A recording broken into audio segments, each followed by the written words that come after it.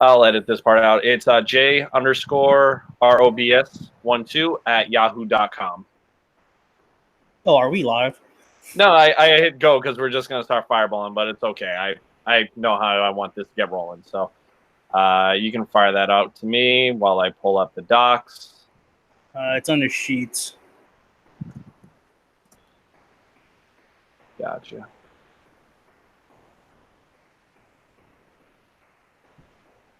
No, I do not want to take a tour. There's last year's free agency, July 4th, 2018. Did you get it? Here's a link. I'll link you. Oh no, I'm going on the Sheets right now. Check the chat. I linked it. Oh, okay. Going back to the chat. Back to the chat. Back to the chat. Up there it is. Up there it is. Up there it is. Alrighty, bros. Well, this is. So I'll take out the first 2 minutes. Okay. Holy hell, Rob. Free agency is 6 hours old. And just about. The landscape of the NBA is completely and utterly scorched, burnt, and rebuilt. It's very fun times. Oh, it is an amazing day for the NBA and sports in general. And these are the days that remind us how close is basketball to fully dethroning football, but we'll save that for another day. What's crazy is, like, none of these deals are official until, like, July 6th. There's a tampering period, which is crazy to me. And, like, they moved the tampering period up, but at the same time, we somehow got deals before the tampering. It's like the NBA moved their tampering period up, and then everybody else moved their timetable up as well. People start talking before the league even, ends, before the finals even ends. Crazy. And it makes you wonder how far back some of these plans go, and we're going to start grooming through some of these. But these guys have had, they've had this day planned out, who knows how far in advance. And it's going to be great to see the stories kind of roll in after the fact. But without further ado, let's go to the epicenter of today in Brooklyn, New York. Possibly the best pure scorer in the NBA, Kevin Durant, is going to the East, to the Brooklyn Nets. Along with him will be Kyrie Irving, and now, as of 10 minutes ago, DeAndre Jordan. And along with this deal, Kyrie and KD agreed to not take as much as they could to allow DeAndre to join in on the fun. So yeah. I'm the first item first. Kevin Durant going East, but we might not see him till 2020. Was this the best move for KD? Was it the best move for KD? I wouldn't say it was the best move for KD, but it was a good move nonetheless. He secured a 4-year max. He got to go where he wanted to go. He got to go play with his friends. We mentioned that this could be years in advance, months in advance. These guys played 2016 for the Olympic team. These guys played, they've played together before. This has been years and years and years in the making. We've seen, Kyrie and KD talking periodically whenever they're together, and they've, rumors has it that those two were going to New York. It just happened to be Brooklyn and not the Knicks. We got KD 4 for 140, 4 for 160. Maybe it's 4 for 140. Who knows how much of a pay cut he did take? If DeAndre Jordan is making $40 million a year and both of these guys give up $5 million a year, Kyrie and KD, it's about $20 million less per on the total contract. So Kyrie checks in at probably like 120 over 4. KD checks in at 140 over 4. KD's contract is a little bit bigger just because he's tenured. He's got 10 years in the league, while Kyrie is still under the 30% of the total cap space. Brooklyn did bring back Garrett Temple. Not bring back Garrett. They signed Garrett Temple 2 for 10 years. I think, they've got a really good team. They're going to come out with Kyrie. They're going to come out with Joe Harris. They're going to come out with Spencer Dinwiddie, Karis LeVert, DeAndre Jordan, Jared Allen, Cook Brooks. There's a lot of good players, and that's even with KD not playing this year. I think they will fight for, and they'll probably be a top 4 seed this year. Now, the first thing I want to explore with the Brooklyn situation is going from D'Angelo Russell to Kyrie Irving. How much of an upgrade do you think it is? Because I think they're closer than some people let on. And I'm saying this completely down the middle. I have no ill feelings towards the Kyrie Irving situation after Boston. It is what it is at this point. This is what he wanted to do. More power to him. He had no connection to Boston outside of being dumped there from the Cleveland trade. So, again, at this point, it is what it is. Kyrie is only question. So much better than D'Angelo Russell offensively. Okay. That's a fair assessment. Like that's like it's not. People want to say that, you know, D'Angelo Russell for 20 mil versus Kyrie for 30 mil, but at the same time, like, Kyrie is so much better than D'Angelo Russell is offensively.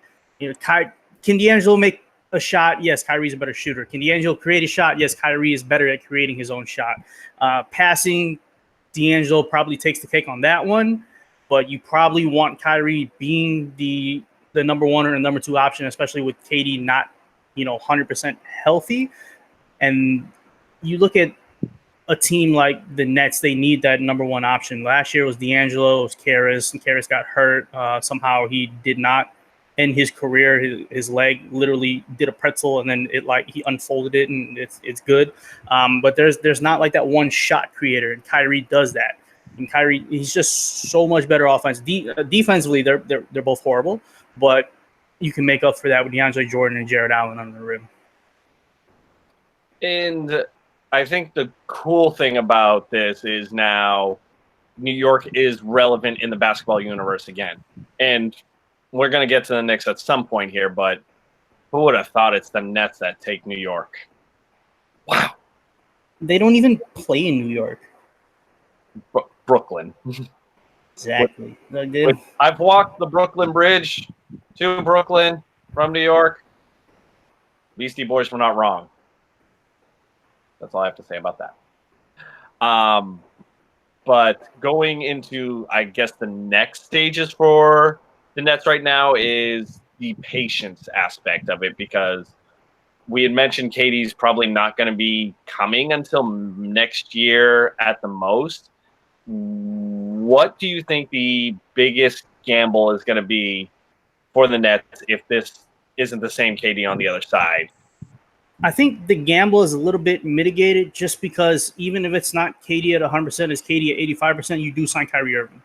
Like, just signing KD by himself is a risk, but knowing that because you sign KD, you bring DeAndre Jordan, and you bring Kyrie Irving with him, the risk is a little bit less than say if it was just KD on a full max.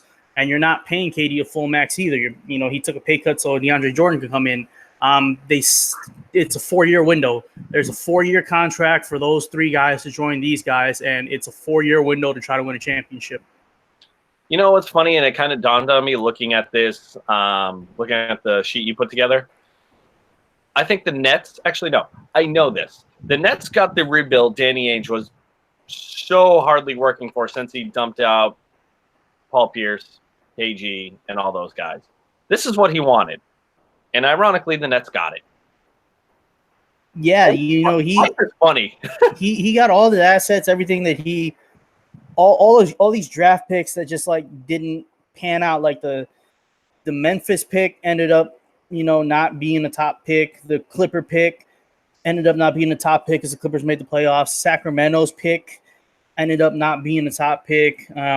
There's a lot of things that didn't work out, and there's a lot of draft capital that should have been packaged to go get somebody than to hang on with, and now you're just, you're stashing players. Like, if you look at this draft, Grant Williams, Carson Edwards, and Romeo Langford, would you rather have those three, or would you rather take those 3 first-round picks and package with somebody, go out and get like a Kawhi, and go out or get like a Paul George? Like, these were picks that were in the chamber, ready to go, and Danny didn't pull the trigger. And Boston, let's go ahead and segue and move on. Boston lost Al Horford. They traded away Aaron Baines. What's crazy is tampering officially ended a couple hours ago, but Boston was making cap space and acting like Kyrie and Horford were leaving and ready to sign Kemba by the draft. That's why they traded away Aaron Baines to Phoenix to free up $5 million in cap space to get that full max ready. Al Horford went to Philly, which we'll touch on Philly later on. Boston is still working a lot of sign and trade angles. Terry Rozier has signed a 3-year, $60 million contract with Charlotte. It's going to be a sign and trade. Kemba's coming back to Boston, and Kemba is going to show the city of Boston what they had in Kyrie without the headaches, and he's going to recapture kind of the magic that Isaiah Thomas had. I'm that high on Kemba Walker in Boston. Okay, so a lot to unpack here. First, with the Danny Ainge side of things, obviously hindsight's going to be your biggest enemy throughout all this. I know they were very keen on wanting to keep Jaylen Brown and Jason Tatum together. I know there was the flirtation with Anthony Davis, those trade talks, and will Danny part with the young guys, or does he want to move this?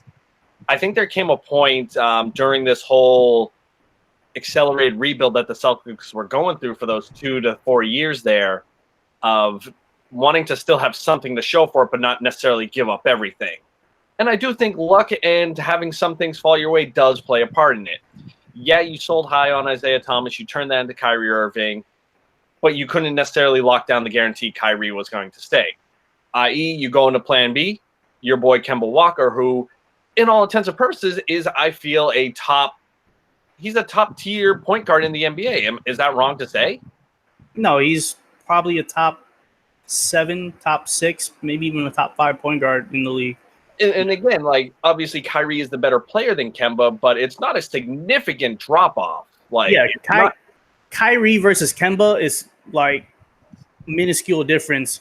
Kyrie versus D'Angelo is a big difference, but Kemba gives you everything that Kyrie gives you. You know, the shot creation off the dribble, the get your own buckets, the shooting, the outside shooting. Kemba's improved so much from the 3-point line. Kemba versus Kyrie is a lot closer than. And then when you think that he's not going to have the headache that Kyrie had all season, all the stories that have been coming out over the past weeks of like Kyrie's, fake wokeness and challenging his teammates and whatnot and his fake wokeness, you're not getting that anymore with Kemba. You just got a guy that he said he'd take the hometown discount to re-sign with Charlotte, and then Charlotte lowballed the hometown discount. So, I mean, that's the type of guy you got. He's going to be loyal. He's going to be great for that franchise.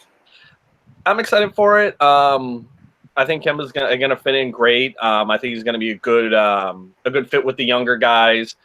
And just kind of looking at the rest of the Celtics picture here is what's Gordon Hayward going to be going into year 2 now that the injury's behind him? Is he going to be able to slowly get back to that point forward that we saw in Utah? And is he going to be able to consistently string together those bursts that we saw out of him? On the Horford side of things, I mean, for me, it's hard to be mad at Al Horford.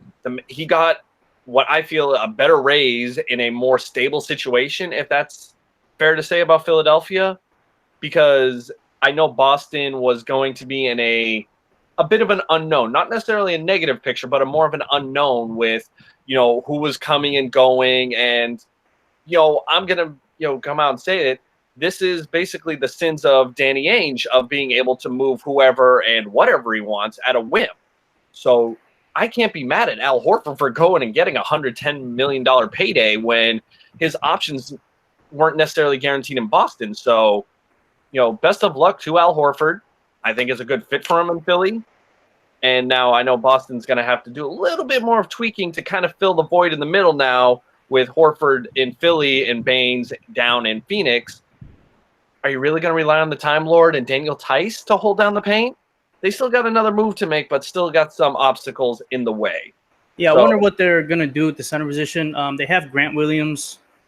They have Marcus Morris. I don't think Grant Williams is going to be the starting center.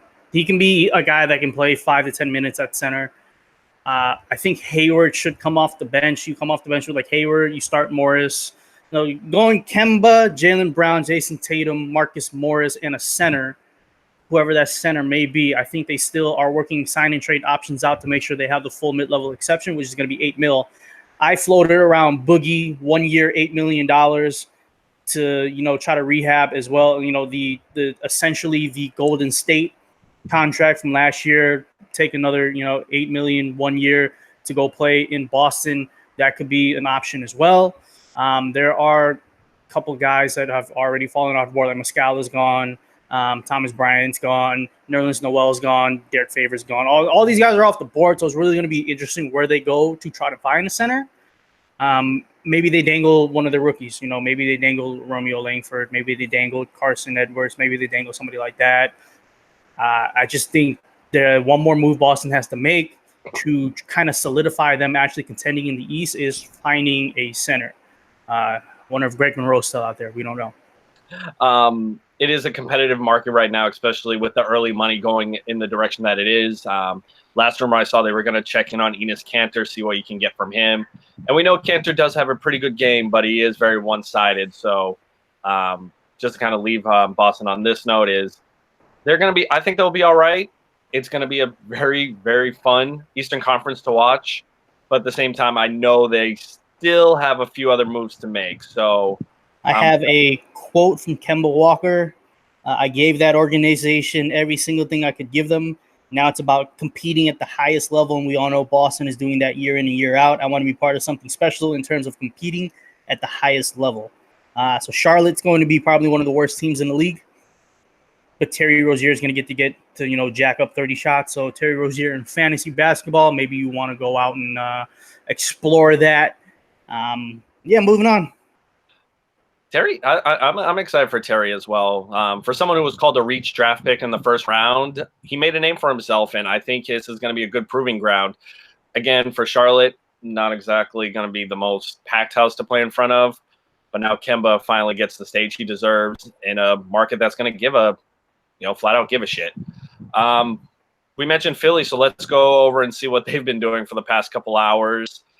So Al Horford joining a front court with Joel Embiid. That's going to be a good, 1-2 punch, especially for the problems that Horford was giving Embiid in those Celtics-Sixers matchups. That's now gone and out of the way for Joel. However, JJ Redick and Jimmy Butler are exiting the team. JJ is going down to New Orleans, Jimmy Butler down to Miami. What does Philly need to do to round out their roster and find some shooting? God, Philly, can they get someone to shoot? Philly, they re-signed Tobias Harris, $180 million. They signed Al Horford, $100 million. To get Jimmy Butler to Miami, they actually acquired Josh Richardson. I love Josh Richardson. I think he's a star in the making. I think he's an all-star in the making. He's going to be very, very good. Their starting lineup is going to be Ben Simmons, Josh Richardson, Tobias Harris, Al Horford, and Joel Embiid. It's probably the best starting five in the league, hands down. Even if the Lakers sign Kawhi, I think Philly has the number one starting lineup in the league. Now the bench is where it's going to be a bit troublesome of who is going to come off the bench and what they're going to do. Mike Scott resigned. He's a good little piece, but he's not the best piece. TJ McConnell's still there. You're really relying on like Fort Khan, Korkmaz, and people like that. The bench is thin. The bench has always been thin. It was thin last year when Elton Brand went out and decided to trade for Tobias Harris and Jimmy Butler. The bench has always been thin. It's always about the starting five. When you get to the playoffs, rotations shorten. The starting five is going to play 40 minutes a night each, and they're equipped to deal with anybody and everybody. They can play small, they can play big, they can play fast, they can play slow.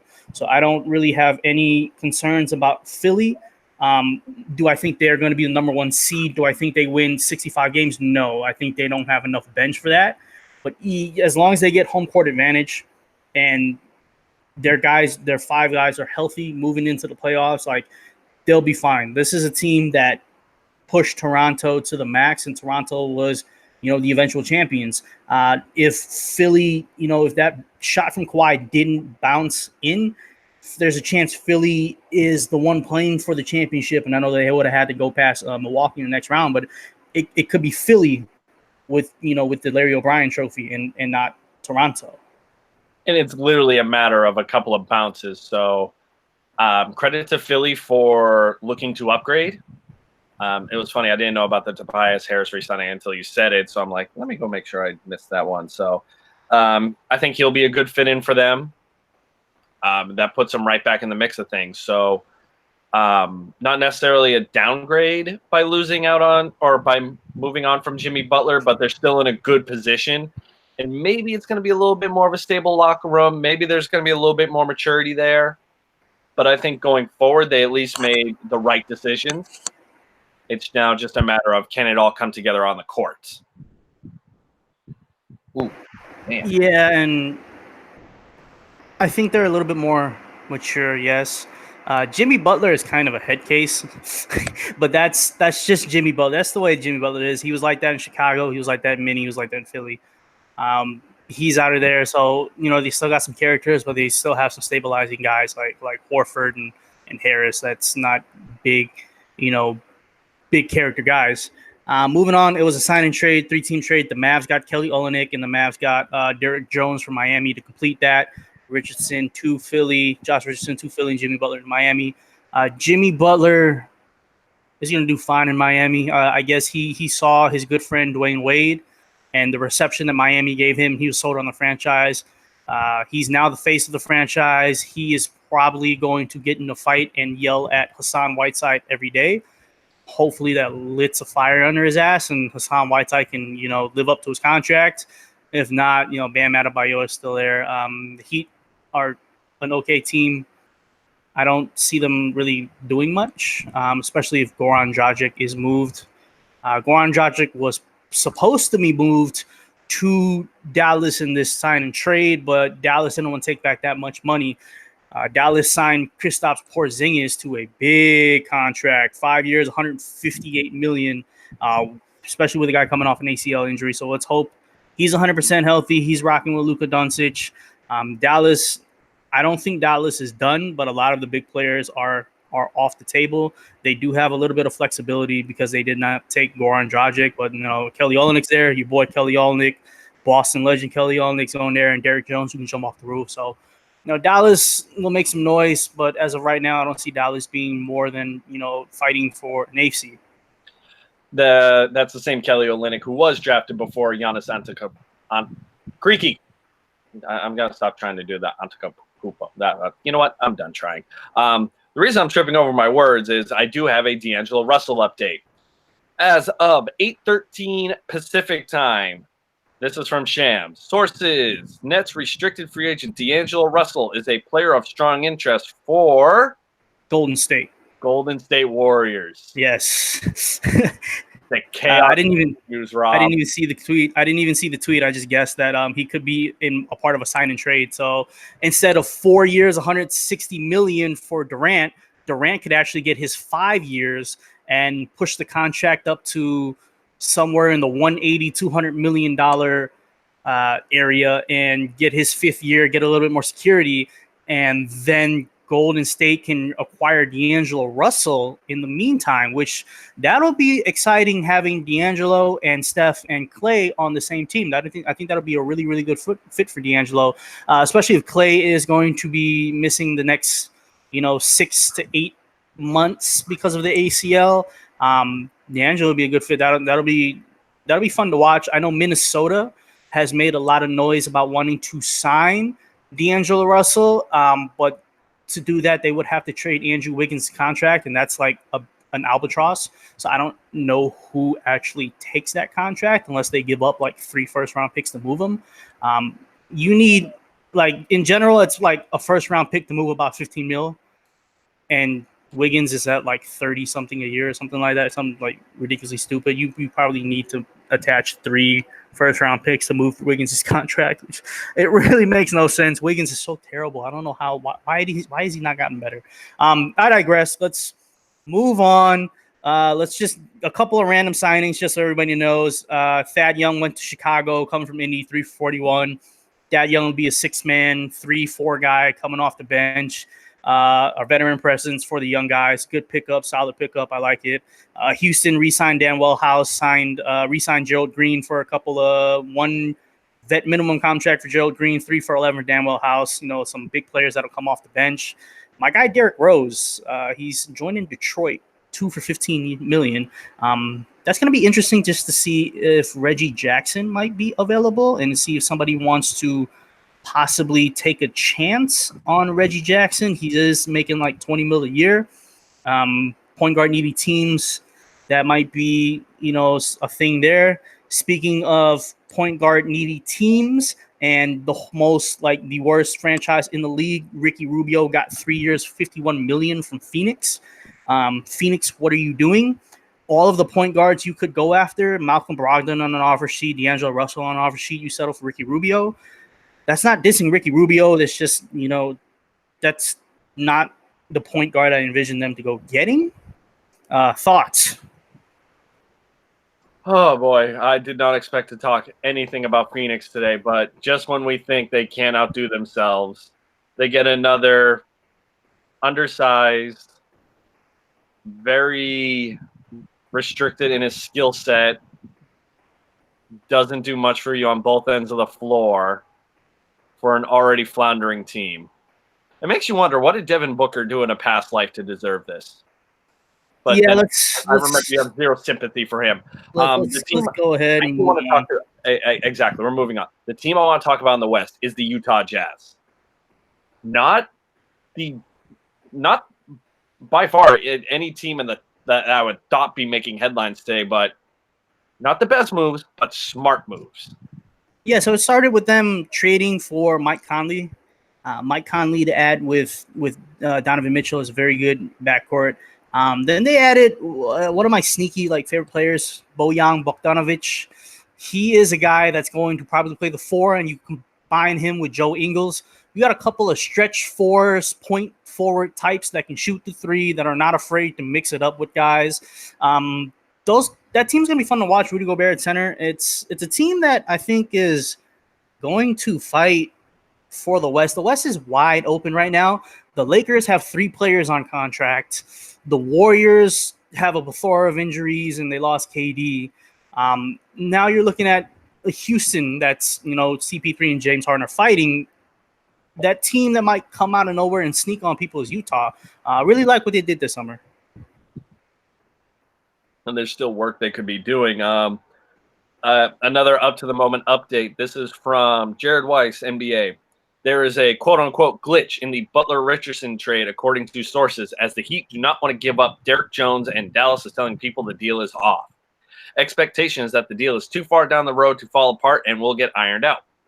Philly and Miami have already reached their agreement to trade Jimmy Butler for Josh Richardson, but Miami and Dallas couldn't close a Dragic deal and are figuring out how to fit all the pieces together and around Olynyk to make the salary matching work. And then a follow-up to that report is also saying the deal is believed to be dead. There might be a third team that emerges. Somebody like the Heat might have to attach an asset, possibly, or a team like this would have been a perfect time for Phoenix to just reacquire Goran Dragic and be the third team and try to get a couple second-round picks. Would that be the third time they've had Dragic? Yeah, but Dragic's the best point guard they've ever had since Steve Nash left. That wouldn't have been a bad trade. That would give them a really good starting point guard.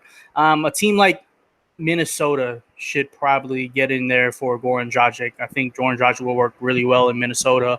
A team like San Antonio would work well with Goran Dragic, but I don't know if San Antonio can really take that back in cap space.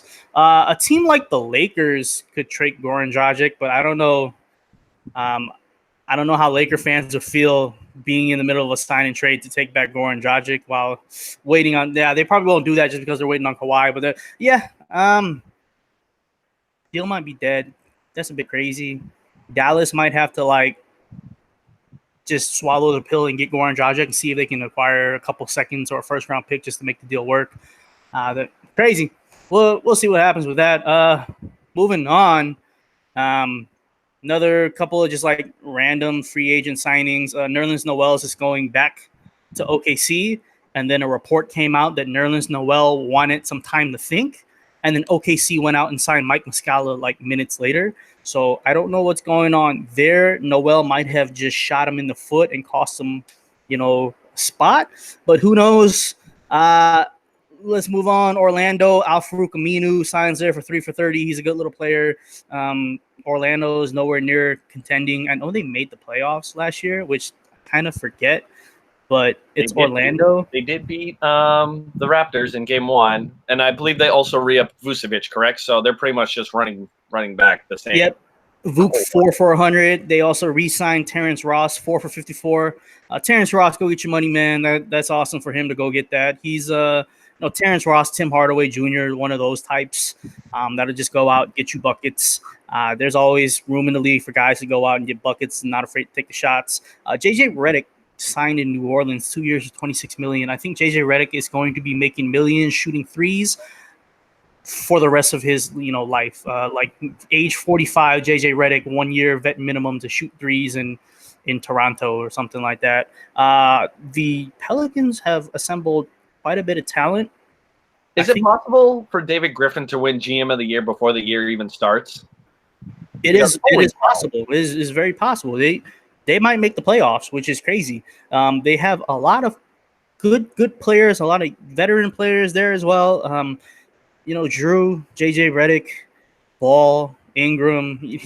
There's a lot of really good players there, and that's not even to mention Zion Williamson. So I think they make the playoffs. I really do.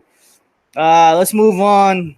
Let's go to the Knicks. Taj Gibson, 2 for 20 going to the Knicks. Julius Randle, 3 for 63. Julius Randle, I love him as a player. It's considering all the damage that's been done to the Knicks, there has to be a starting point, and I know their eyes have been on the big fish, for 2+ years now. They were so dead set on KD and bringing in Kyrie. They were going to win the lottery, get Zion, bring in all these guys, and they struck out on every single one of them.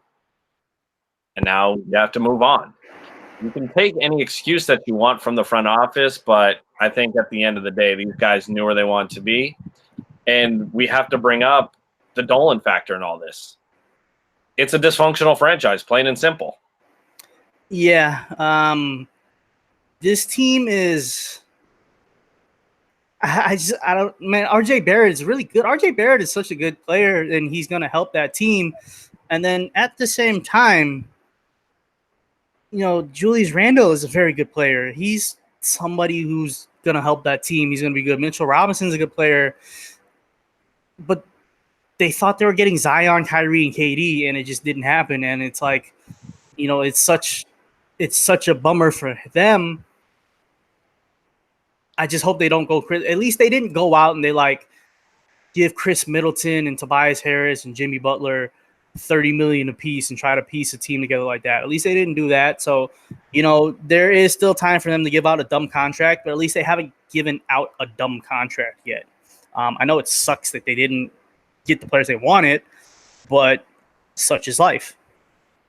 And yeah, that's the thing. You're not always going to get everybody, and you can fall in love with these pipe dreams of getting the stars. But at the end of the day, the slow build can sometimes be just as effective as, banking and betting on lotteries. Yeah, and, let's keep on moving on. Milwaukee. Milwaukee is a team that has had too many good players and could not pay all the good players. Everybody was a free agent at the same time. They brought back George Hill, 3 for 30. They brought back Brook Lopez, 4 for 52. They gave Chris Middleton an insane amount of money, 4 for 178. And because they brought back those 3 players with their core, they're losing Malcolm Brogdon. Although Malcolm Brogdon, 4 years, $85 million for Indy, was a sign and trade. Milwaukee got back a first-round pick, and he got back 2 seconds. I don't know the protections on the pick. I'm assuming it's probably going to be a lottery protected for a couple years, and if it doesn't convey, it turns into a couple more seconds. That's just the way I would do it. But if it's an unprotected first-round pick, Milwaukee actually, gets a lot for Brogdon. Brogdon was a second-round pick that ended up being a rookie of the year that ended up, turning himself into a 50, 40, 90 player. Malcolm Brogdon is a very good player. Indy is going to be a player in the East. Milwaukee is going to be a player in the East. Milwaukee I don't know, man. I think Milwaukee, they missed their chance last year. I don't know how much better they're going to be this year. They haven't really added anybody, and they're losing Brogdon, who's a big part. I would have kept Brogdon over somebody like Eric Bledsoe, but that's just me. Now, again, we're gonna revisit this, but to update a earlier situation, Golden State and Brooklyn are close to the D'Angelo Russell sign and trade deal. We are going to possibly see D'Angelo Russell point guard and Steph back to being an off-ball guard, or vice versa. I'm not sure. That's going to be a lot of fun to watch, but it can also look really bad on defense. I have D'Angelo Russell, Travion Graham, and Shabazz Napier from Brooklyn to the Warriors for Kevin Durant sign and trade. Is the details I have now, which, yeah. Catch up. That's only the Warriors would do this, something like that. It's always the Warriors like this will happen to. They lucked out in having the cap move up and just having enough money to go ahead and sign KD. And now they're losing KD, but they're acquiring an all-star in the process. You know, OKC lost KD for nothing, for pennies, not even pennies, for less than peanuts. Like they would have wanted pennies and peanuts for KD, but they lost him for nothing. And now an all-star is getting traded back to Golden State for Kevin Durant. If you have to lose Kevin Durant, it's worse things to get than D'Angelo Russell. Back onto the Milwaukee part, I think they missed their boat. I think they'll be worse this year. I think that's the problem. Is we kind of saw them peak out. They had a 2-0 lead on the Raptors. They were seemingly picking up steam, and me and you even said on this very show that, you know, this is now their best shot. I got breaking news. We're going to put it on pause. Back to breaking news. What do we got? D'Angelo Russell to the Warriors, 4 years, $117 million for D'Lo. 4 years, $120 million pretty much for D'Angelo Russell by the Warriors. That is a lot of money. The Warriors, for like 5 minutes, brought their like full cap hit from like $300 million all the way down to like 180 because Kevin Durant left, and now it's going to go all the way back to luxury tax. The Warriors are going to be in luxury tax.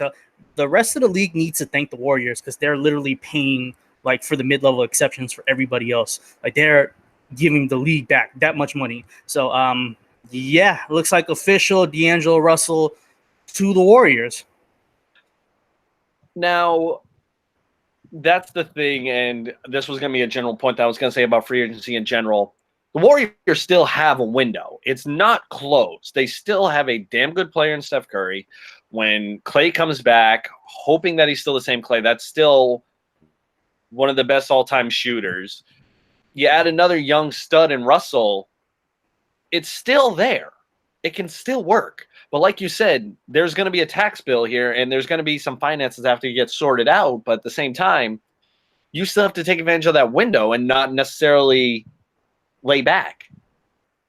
And, you know, it's really a weird fit with Russell and Curry and Klay, but Klay is going to be out until, you know, after the All-Star break. And even then, if the fit is a little bit off and it kind of like doesn't work, like say defensively they're getting beat too much, or Steph and D'Angelo doesn't really gel too well on and off the ball, they could just move D'Angelo on. D'Angelo Russell is still under 25 and is still an all-star, most improved player in the running last year for most improved, was second place to Pascal. Like, that's still a very young, very controllable asset that they can trade on and find better fits. So, wow, props to the Warriors. No, and that's I know they caught a lot of, well, they still catch a lot of flack for being, you know, the most hated franchise in the NBA right now, but credit for a team for not necessarily taking their foot off the gas. When you come off, you know, the potential end of your dynasty and you say, not today, I respect that. One thing that I'm kind of starting to laugh to myself about, those options for the Lakers are drying up pretty fast. And obviously I know Kawhi's still out there and, you know, some other names, but big fish are coming out of the pond pretty fast, dude. Yeah, so that's one of the things when you try to court a player and it's a player that may or may not re-sign with you. It's one thing last year having LeBron being like the last person to come off the board because you knew you were getting LeBron. Kawhi, you don't know who's getting Kawhi. Kawhi could sign with the Clippers. Kawhi could sign with the Raptors. Kawhi could sign with the Lakers. Kawhi's not even taking meetings today. He's taking meetings tomorrow morning. If they strike out on Kawhi, it's going to be uphill battle. Like $30 million on Kawhi, or take $30 million and sign Trevor Ariza, Danny Green, and JJ Redick. Yes, Kawhi is so good. Kawhi is, but maybe signing those three other guys might have been the best move. Right now, the roster is literally Kuzma and LeBron. I don't think and Anthony Davis. I don't think I'm missing anybody else. It's Anthony Davis, Kyle Kuzma, and LeBron. That's it. There's nobody else. They traded literally everybody. Oh, and the white boy first round or second round pick that they picked Mo Wagner this year. No, Mo Wagner got traded. Oh, that's right. He got traded. Yeah, it was some I don't remember who it was. It was some second round pick that they bought for a couple $1 million. He's on the team as well. I think Alex Caruso might be on the team. I don't know if he got traded as part of. I think it was Mo Wagner, Isaac Bonga, and like Jamario Davis, or somebody like that. Got traded away. So I think Alex Caruso is still on the roster. So it's literally 4 people on the roster. They need to fill at least 5 spots with capable players. Then again, if Kawhi does sign, just having Kawhi, LeBron, and AD in building and figuring the rest out later is not a bad plan. I just, a lot of these Laker fans are very excited, think they're getting Kawhi, think they're going to make the finals, win the championships and whatnot. It's not looking the best. There's a chance this can go all wrong. And that would be the most exciting thing for me to see. Lakers slander has not stopped. From being in Los Angeles, from watching the AD trade unfold, and like as the day went on, we even said, okay, even if they get the money to work itself out and kind of move some pieces, you're going to have a very shallow team riding off of a 35-year-old, 50K plus minute LeBron, and not the sturdiest or healthiest AD ever. It is a gamble, but it's still 2 damn good gambles to go with. But who the hell is going to be able to come now? You can't afford it. They can't. I mean, they can sign big 3 guys for vet minimums. Will Bynum crossed somebody up today, so maybe he can do that. The Lakers are sending scouts to the Big 3 league, like, who can actually still play? ISO Joe? ISO Joe, come on. Come back to the NBA, bro. Josh Smith, Andre Ingram. Andre Ingram might actually be like on the full-time roster now for the Lakers. I mean, I guess if you roll out Kuzma, LeBron, Kawhi, and AD, and then play Alex Caruso as a starting 5, I mean, I guess come off the bench with you and me, pretty much. I'll take a vet minimum. Maybe go get like Frank Nitti from the Drew League, maybe Jello, LeVar Ball. Maybe they burnt that bridges. Who knows? Not much left out there, honestly, especially guys that's going to be there for vet minimums. There's a reason we have the vet minimums, because they're not that good. Because if you go out and you like Rajon Rondo, Lance Stevenson, guys that were on the team last year, JaVale McGee, Tyson Chandler, like they can make $5, $6, $7 million elsewhere. Why would you take a $1.2 million deal and play vet minimum? I know there's a chance to win a chip, but like Rondo has a chip, JaVale McGee has chips. Lance Stevenson, maybe he wants to come back and play for that. Like, who knows? But like, those are also not guys that you want to trust giving 20, 25, 30 minutes to, especially in the playoffs. And you're going to have somebody like Kawhi, who we saw what load management did this year, and him being healthy for the final run. There's going to be nights where Kawhi's just going to have to take rest. And even then, there's going to be nights that you kind of have to rest LeBron too, because you saw the groin injury that happened last year. And then he tried to come back and he tried to push it and try to make the playoffs, and it just didn't work. So Anthony Davis hasn't been the healthiest. You know, there's a chance this all goes wrong too. It's not. I hate to be like a Debbie Downer and whatnot, but Lakers slander has never stopped. And that's the thing. I know we love our slander, and it's in our top 5 favorite activities, but that I think is it's a scary reality. It can very well happen, and that's where it can all go wrong. And yeah, you can have this great plan on paper, but if this era of NBA is about securing the bag, getting a payday, and having long-term, security and whatnot, you're not going to be able to get in Los Angeles right now.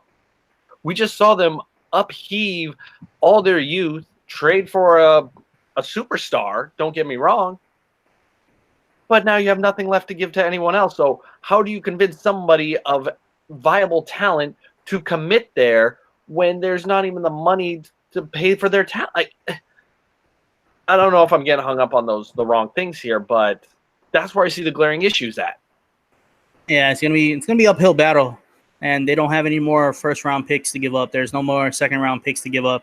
I guess J.R. Smith can probably be had for peanuts. There's guys like that. It's gonna be guys like that. They're gonna have to acquire for, I don't know, 20, 30 first round picks. J.R. Smith might be just traded for a kindergartner. That's just how it's going to be in roster management for them. Moving on. Just to move on, Portland signs Mario Hezonja. Portland traded for Kent Bazemore, and then Portland re-signed Rodney Hood, adding to Nasir Little, adding a lot of shooting touch, a lot of depth, a lot of wing depth for Portland with CJ and Dame Lillard actually agreeing to the Supermax, so he's going to be back there. Supermax extension, 4 more years on top of what he's making this year. So Dame's there. He's going to be a trailblazer for life pretty much. Portland's going to still be in the thick of things. They made a lot of good moves this season. But I think they made any moves to make them a contender? No, but I still think they're going to be a very, very tough out in the playoffs. San Antonio re-signed Rudy Gay, 2 for $32 million. Also signed DeMar Carroll, 2 for $13 million. Couple guys that could help them. I don't see much coming out of San Antonio. Sacramento is the team that's I have breaking news. Golden State is trading Andre Iguodala to the Memphis Grizzlies. ESPN says the Warriors are sending a 2024 protected first round pick. In the 2024 draft is protected 1 to 5. Let me get the rest of these details. 2025 protected number 1, 2026 unprotected. Andre Iguodala is now a member of the Memphis Grizzlies, and he had to be traded for them to get D'Angelo Russell. So it was pretty much losing KD and losing Andre Iguodala to get D'Angelo Russell. Iggy was a very, very big part of the Warriors. Iggy was a Finals MVP. Great player off the bench, was a stabilizing force for them, but Iggy is moving on his last legs. Now he'll help a team in Memphis who has a ton of young talent, and he'll be one of the guys that maybe gets acquired next year trade deadline. Maybe is a cut casualty, maybe something like that. Somebody's going to go out and get Iggy to put on a contender. But right now he's in Memphis. I don't see him staying there the whole year. But yeah, the Golden State era is kind of coming to a close. All their mainstays are actually, leaving. It's the retool. I think that's the best way to put it. The old blood had to be replaced. We saw them slowly but surely fall apart before our eyes in that finals against the Raptors. The Boogie thing didn't necessarily pan out the way they had hoped. It just wasn't the same Boogie we were looking for. Maybe same thing. He just didn't have enough time to get back to who he was. And that's the hard part about coming back from the Achilles side of things. They still have a good piece or a few good pieces to work with, but they still need to see what if Quinn Cook can develop into. I know Kevon Looney's still looking for a new deal. What was the other center? Jordan Bell, I believe. Yeah, Jordan Bell. I was going to say Von Bell, but that's the safety for the Saints. Starting to get mixed up a little bit here. Ohio State and Oregon. Oh, just all bad, man. All bad. It's not necessarily doom and gloom for them yet, but like the Lakers that we just kind of outlined, we see where it could go wrong. But again, this is now 7 hours into free agency, nothing being official.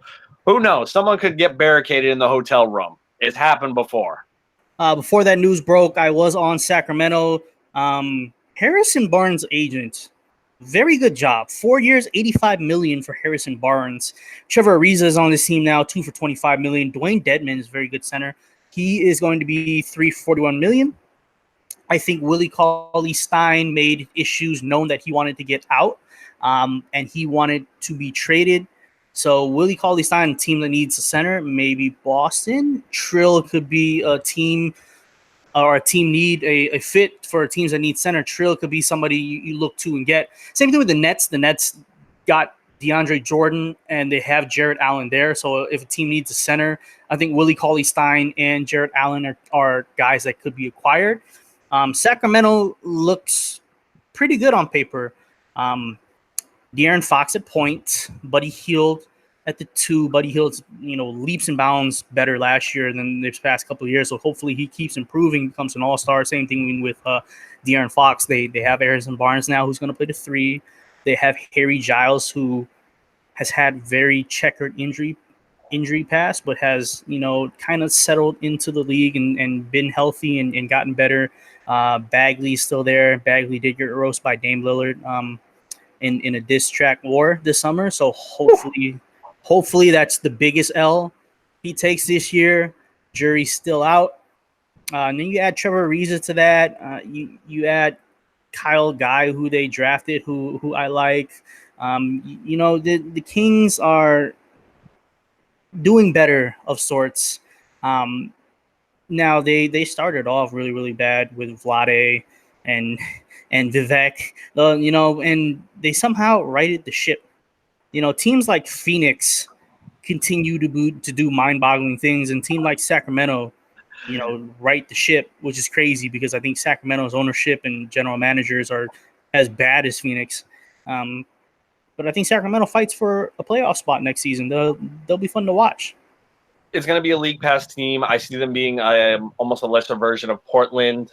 I know we've done this in the past before, for teams that we see getting better. We also see some get worse. We already touched on Utah a little bit. We see them now as a better version of last year's. A team we really haven't mentioned up to this point is OKC and where they're going to be going from here. I know we said Houston's got a lot of problems, internally and externally. Dallas is going to be another intriguing team. Who knows what's going on with San Antonio as well. This is, so far, like, just going through the first 10, 12 teams you can think of in the West, it's like, well, they're not exactly terrible, but they're not great or elite. There's still a lot left to be sorted out, and mind you, that brings us back to the ultimate point is, what if Kawhi decides, Clippers over the Lakers? I have breaking news. All right, let's go back right to it. The Milwaukee Bucks have signed Robin Lopez, which means the Lopez brothers are both on the same team. Get those men on a reality show right now. I'm here for it. I would subscribe immediately. They are genuinely funny and just downright goofy together, which is funny because Robin and Brooke are polar opposites as people. Like Robin's the outspoken, goofy one, where Brooke looks more like the, take me serious kind. I'm all for it. Yeah, the Lopez brothers on the same team. I'm like, that's fine by me. No worries there. Moving on. What other? Washington re-signed Thomas Bryant, 3 years, $25 million. Thomas Bryant made a lot of money for himself last season. He had that big game where he was like, what was it? He was like 12 for 12. He was like 15 for 15 or something like that on like layups and dunks. Thomas Bryant played himself into a big contract. Good for him. He's going to be the starting center for Washington. He's going to be at least a bright spot for Washington. There's not a lot of bright spots for Washington, but he will be a bright spot for Washington. Probably the last team in the last couple signings that we didn't hit was Indianapolis, who did sign Malcolm Brogdon to a big, 4 for 85, and then went out and got Jeremy Lamb as well, 3 for 30. Their backcourt is going to be Jeremy Lamb, or not, it's going to be Malcolm Brogdon and Victor Oladipo with Jeremy Lamb backing them up. And then their front court is going to be Sabonis and Turner, who I love. Sabonis is just a pit bull, and Turner has a chance to be a defensive player of the year, a stretch center. And then they acquired TJ Warren from the Suns, so a team like Indy might make some noise. And this is a team that was the fourth seed, like almost the whole year, and then Victor Oladipo got hurt. This is a team that can be scary and make noise in the East, and I think the East is wide open with Kawhi potentially leaving. Right? I think Philly and Boston are the class of the East, but Milwaukee won the East last year, and they're going to be right behind them. But right behind those two, you got the Nets on the come up, and you got Indy on the come up. You got Chicago, who's really young, who's on the come up. Detroit. There's going to be a lot of fight for the East, and teams, like the Hawks. We haven't mentioned the Hawks at all. The Hawks, with all their young talent, if all that clicks, like they're going to be fun to watch as well. I'm ready for basketball. Basketball just ended. I'm ready for the season to start. This will probably be not only the most talked about off season in like just social media and like media in general history, just the buzz that's just going to be at Summer League alone, and they're kicking it off with Zion and RJ. Like the NBA wastes no time in like, no, we are going to be year round, and this is how it's just going to be. And people don't seem to mind. When you're just going through those teams, it's like, if all these teams look to be better, I'm like, who's going to be the one to get stomped out on? And I think it goes back to our point of being the Phoenix Suns and the Orlando Magic. No matter how hard they try, teams always find a way to just unload on them. Yeah, Phoenix, Orlando, Charlotte. Charlotte is starting to be put in the realm of, wow, you guys are horrible at managing stuff. Charlotte is going to get beaten up by a lot of the league next season. Teams in the West, like Minnesota, is like being left behind. I think Minnesota is really not a team that's going to be, taken seriously. I think Minnesota, like, they lost Jimmy. Well, what do they do now? And like you said, they're stuck with probably the worst contract in the NBA that keeps going up for the next 2 years. So at what point, if you're Minnesota, do you start fielding calls on Karl Anthony Towns? I think you keep Towns. They got Culver. I mean, I guess Culver is good. Wiggins is just terrible, which kind of sucks for them. Wiggins being terrible. But, Minnesota's kind of getting left in the dust in all of this. They lost Taj Gibson as well. They traded away Saric. I mean, Culver, Covington, Wiggins, I guess. If they can somehow get rid of Wiggins, everything would look so much better than it actually is. RIP to the Timberwolves. That was a good 16-month run up in Mini, but yeah, Tibbs is gone now too. A team like, who else is like terrible? Whenever I think of a terrible team, the only thing that pops up into my head is the Phoenix Suns, and I hate talking about the Phoenix Suns, so I'm just not going to talk about the Phoenix Suns. I feel like every team really got better except the Suns, and except Minnesota getting left behind, like we mentioned before, and New Orleans got better. Like, that's a bad team that just got better. Sacramento got better. That's a bad team that got better. Indy got better. Like, the Hawks are going to get better. There's so many teams that got better, and then Charlotte and Phoenix are both going to fight for the number one pick, and then Charlotte and Phoenix, because of the new draft lottery rules, Charlotte's going to get like pick number 6 and Phoenix is going to get like pick number 4, and it serves them right for just being terrible franchises. And I know that's been a point of, the flaws in the lottery is why do inept teams constantly get rewarded with, top 3, top 4 draft picks? It's like, no, if you guys keep getting in your way and keep botching your roster management, keep handing out dumbass contracts, and you make dumbass picks, we're not going to keep giving you mulligans. Oh, we completely forgot about the Cavaliers being a train wreck too. Yeah, that's another that's going to get absolutely abused. At least the Cavaliers have like hope. Like, they can trade Kevin Love away and they can trade J.R. Smith away and get a little bit more assets. At least they didn't give out like stupid contracts to anybody. Like, why would you give 3 years and $51 million to Ricky Rubio? I just don't understand it. I don't. But it seemed like the Cavs with Kevin Porter and Garland and Colin Sexton, no, that doesn't make sense. But that's at least a starting point. And Tristan Thompson, they can trade away. A team that needs a center, Boston, Tristan Thompson. I mean, he'd be perfect for what you guys are trying to do in Boston. He makes too much money, but he would be perfect for what you're trying to do in Boston. He's a guy that's going to play 25, 30 minutes a night, get after it on the boards, and just be a guy there that'll solidify that center spot. That'll be a guy that that would be interesting to see somebody go out and try to trade for. Same thing with Kevin Love. Kevin Love is a big enigma. I wonder who's actually going to make a run at Kevin Love. Portland, Dallas, teams like that might use Kevin Love and might want. If Dallas wants to make a splash, it would be something like go out and get Kevin Love, or go out and get Goran Dragic and kind of solidify the starting five. That'll be something to watch too. And I know Dallas didn't want to take Goran Dragic back because they want a little bit more flexibility. Could be geared up and go and make a move. Dallas, I want to see Dallas go out and get Kevin Love. I just want to see it. Whew. Mark Cuban does have his ways. I think I remember seeing a tweet saying, do the Mavs know this isn't Euroball? But now it's not as funny that they didn't end up with Dragic. But that team would have been nice with Dragic on it. Dragic and Doncic on the same team. That would have been KP pick and roll. Yeah, KP there too. That would have been a nice little team. Maxi Kleber, yeah, and it's not a bad team, but it's not a bad team, but that's a team that's going to be struggling to make the 8th seed in the West. Like the West is that packed. So yeah, I think that's about it. Everything is starting to slow down. Free agency. The last person to really drop is Kawhi Leonard. I think Clay has agreed to the 5-year, $190 million max from the Warriors, so he's off the board as well. It's just guys like Danny Green that are still on the table.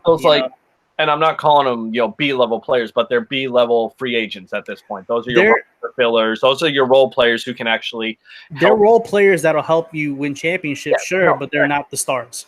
No, and you don't necessarily have to overpay them because the days of the Tyler Johnsons getting that kind of money, and you know exactly what I'm talking about. Those are, unfortunately, or no, they are behind us. Thank God, because those guys don't need to be making that much money. But the last point we're going to touch on here is, depending on whatever Kawhi does, there's several scenarios that can happen here with where he chooses to go. If he stays east, the power is still it's basically up for grabs. If he goes west, we'll just say the Lakers again. Looks great on paper, but who are your 4, 5, 6, 7 guys? Goes to the Clippers. That's another team that's just going to be hard to put away. He goes back to Toronto, another team in the East to that crowded mix. It legitimately, the power in the NBA is now spread out. It's anybody's game at this point. And we're, again, 7 hours into free agency. Yeah, it's going to be interesting to see what the Clippers do. The Clippers have room and made room for 2 max slots, and they can get rid of Gallo's contract. Gallo is somebody that a lot of teams would be very interested in. So it'd be interesting to see what the Clippers do, because if you acquire Kawhi and you have room to get a second slot, are you going to go overpay somebody? Like, all your max slot guys are kind of off the table. Like, I know the thought process was Kawhi and Jimmy Butler in Clipperland, which would have been awesome to watch, but now, he's off the table. Like, who do you actually go at? There's no, the only big fish left to drop is Kawhi, and that's it, really. And like we just said, the 3 destinations that seem to be duking it out the most for him. Watch there be a 4th mystery team, man. I'll be so pissed. Yeah, there's not really. There's not. I mean, Dallas, I guess, could conceivably make an offer and clear some cap space. Maybe that's why they're, But I guess Dallas was making the run to try to get Kemba or Horford. So maybe that's why they had the cap space. And now they're pivoting and trying to get somewhere else. But Kawhi's only taking a couple meetings, and that's Toronto, the Clippers, and the Lakers. If a 4th team does appear out of nowhere, that'd be crazy. I don't think the Knicks have cap room. I don't think they're going to come out and sign Kawhi. I don't think that's going to happen. I just don't see that being a Kawhi move. So, I mean, it's just coming out on those 3 teams. I hope he goes back to the Raptors, just how good they were. I hope he goes to the Clippers just to see how good the Clippers will be. And I only want those two things to happen just because I want to continue Lakers slander. But I guess we'll end the podcast with Lakers slander never stops. Never stops, won't stop. Your number one home for it. So whenever or if this Kawhi thing happens, we'll kind of put a bow on this. It'll probably be another quick 10, 15-minute thing. But this was a great 6 hours to start NBA free agency. But again, shenanigans can still happen. I mean, it's only midnight on the East Coast. These guys don't sleep. Shout out to Woj. Shout out Shams. Shout out NBA reporters. You guys, you just make today as much fun as it could be, but there's still work to be done. You can listen to the show on any major podcast platform. SoundCloud, Google Play, Stitcher, and all the Apple Podcast networks. This show is also on YouTube at Bleacher Preacher Podcast, on Twitter at Bleach Preach Pod, Instagram Bleacher Preacher Podcast as well. Myself, you can find me on social media at Jonathan_R, Rob _BPP. And that is where you'll find the best Lakers slander in the state of Nevada and pretty much anywhere else you want to look out. So we'll be probably talking to you guys again here real soon. Be on the lookout. Happy first day of NBA free agency, Rob.